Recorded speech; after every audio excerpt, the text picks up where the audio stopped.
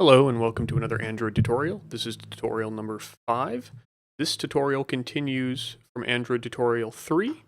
This time we override and extend the custom adapter class with a new class called fancy adapter.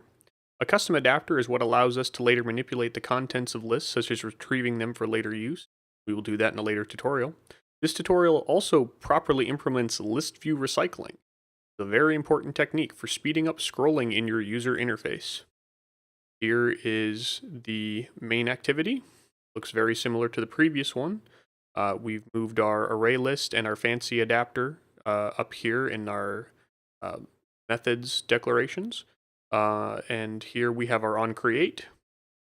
Looks almost the same, except now we've got a fancy adapter where we set our adapter.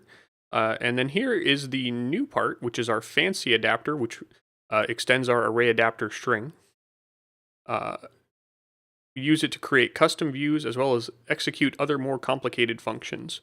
The only really important part here is the getView. Here we pass in this view that's called convertView, and we recycle it. We check to see if it's already been created. If not, we inflate it with our layout inflator.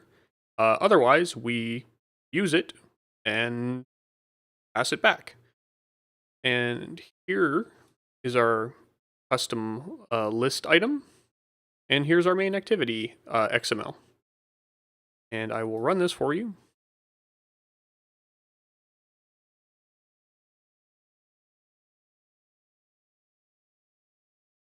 Going to take a moment to load up.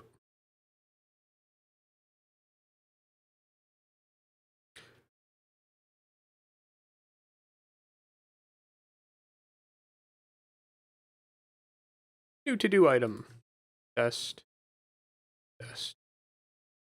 It's important to get comfortable using both adapter classes, custom ones, and also using list view recycling. These are two very important basic components of any sort of responsive interactive app. So I recommend that you look this over, become familiar with it.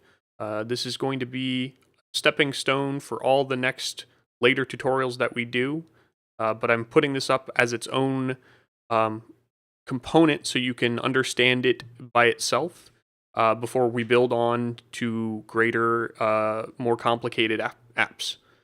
If you have any questions, feel free to like and subscribe and leave a comment, and I'll see about putting up some more.